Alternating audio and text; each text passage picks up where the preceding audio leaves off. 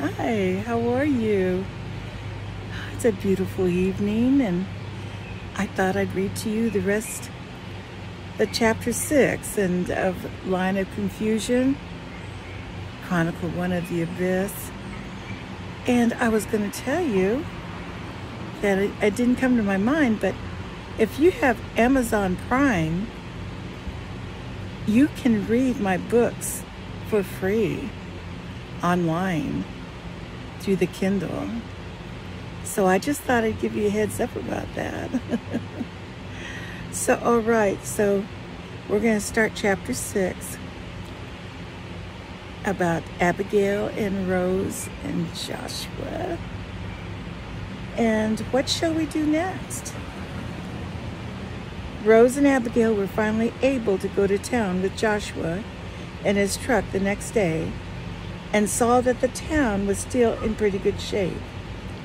There was only a few shingles off the roofs, and some signs were down, but all in all, the town fared well in the storm. Joshua took the girls to the high school gym, where they had set up a shelter for the homeless. Rose immediately started helping in the kitchen to prepare food for all these people. There were children running around and playing, and older adults resting on cots or on the floor. There seemed to be at least 200 of them. They had all lost their homes or trailers in the storm. Many of them were factory workers in a plant in a town 10 miles away. The plant had been hit and there was some damage, but it was soon to be reopened. Joshua took Abigail to the hospital to see if they needed help with the injured. Miraculously, there was no death and just a few serious injuries, but all were expected to recover. Abigail breathed a sigh of relief when she heard the news.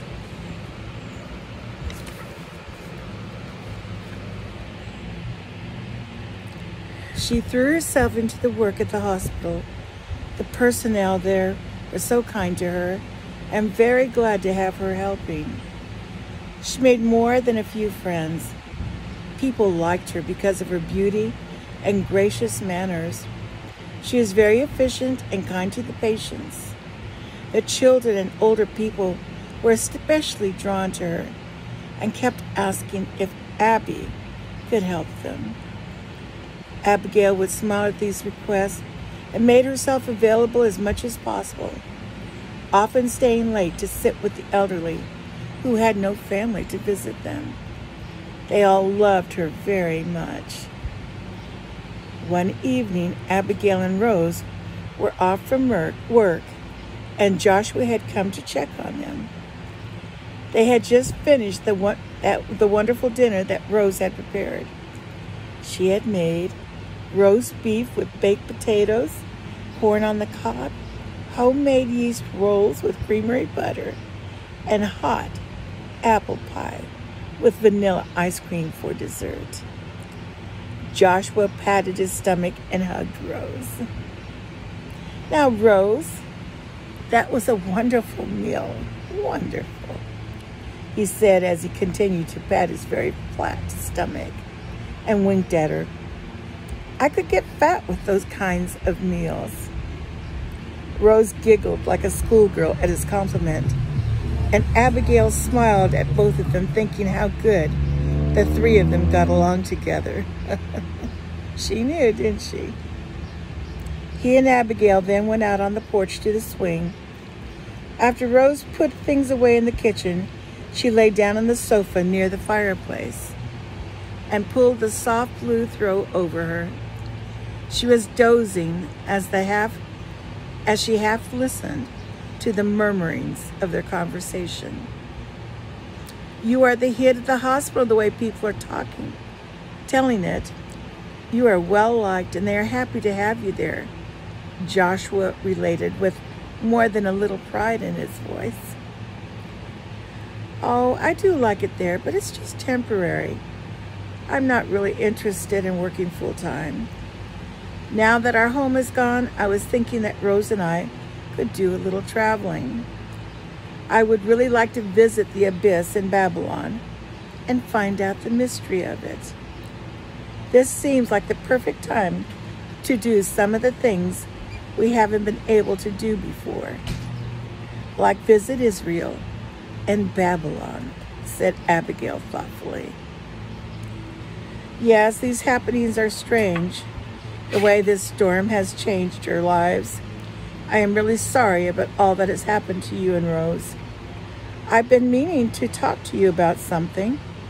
My dad owns a construction company not too far from here.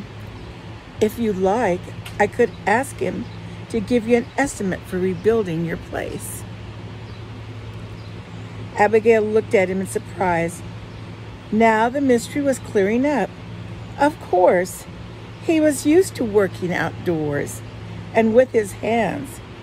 He probably had been doing construction all his life.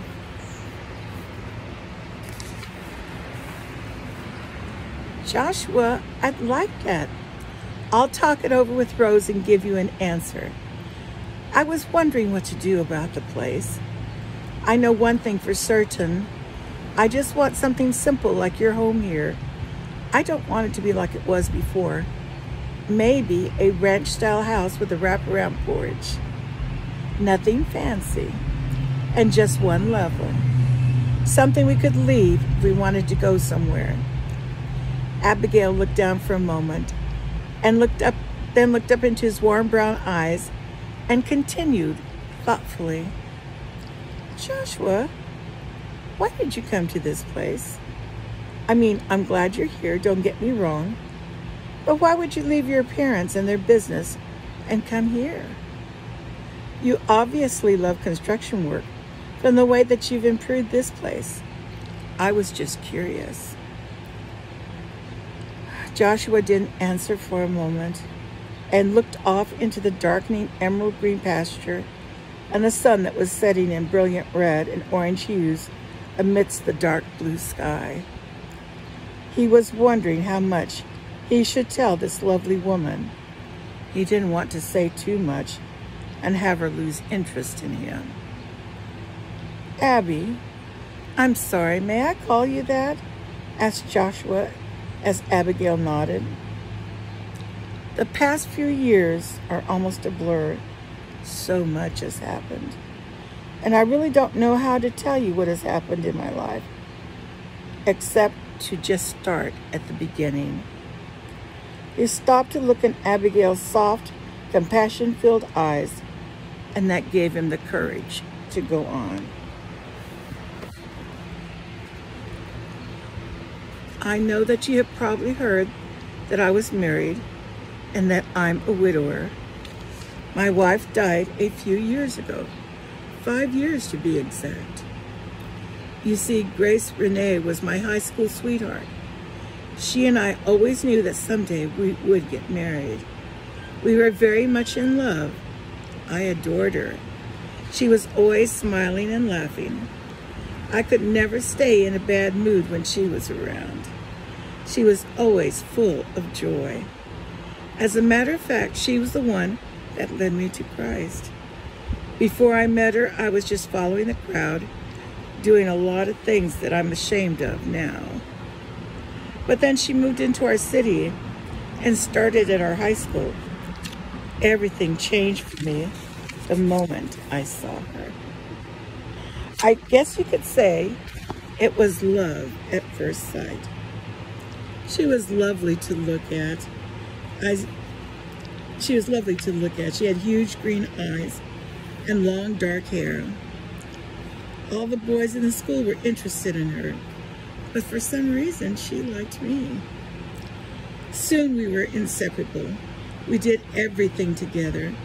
And when she suggested that I go to her church, of course, I wanted to please her above anything else. But once I started listening to the preacher, something changed forever in my heart. I met Jesus on my road to Damascus, and I surrendered my all to Jesus Christ. It was an epiphany for me, and I never looked back after that. It was such a change for me that I felt called into the ministry, and we decided to go to Bible college together. In our junior year, we were married and finished college. My parents were so amazed by the change in me that they started to attend church too, and soon gave their hearts to the Lord. Joshua looked over at Abigail and asked softly, "Do you want me to finish my story, or are you tired?" "Oh no, Joshua, I'm fine. Please continue," Abigail answered softly. Rose sat up on the couch she was lying on and listened to his story too. She knew she was eavesdropping, but she had to hear what happened. Joshua continued.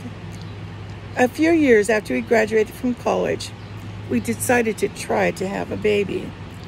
After a few months, she conceived, and we were blessed with the most beautiful baby boy. He was wonderful. I was spilling over with joy. My cup truly overflowed with happiness. She stayed at home with the baby, helping out on occasion at the church where I was assistant pastor. It was a blessed time, and I would always find myself singing out to the Lord. I was so happy. When she conceived again 3 years later, I couldn't believe how blessed I was. The sonogram revealed it was a girl this time. I was beside myself with joy. One evening, I was working late at the church, and Grace had used the car for shopping. She was supposed to pick me up when she was done at the grocery store. I kept looking at the clock, wondering what was keeping her. I tried to call her on the cell phone and couldn't get her. I was getting worried because it had been raining all afternoon. Suddenly, I looked out the window and saw a police car pull up. My heart stopped as they came to the door of the church. I hurriedly walked out to meet them. It was then that my world, as I knew it, fell apart. They said Grace had been involved in an accident.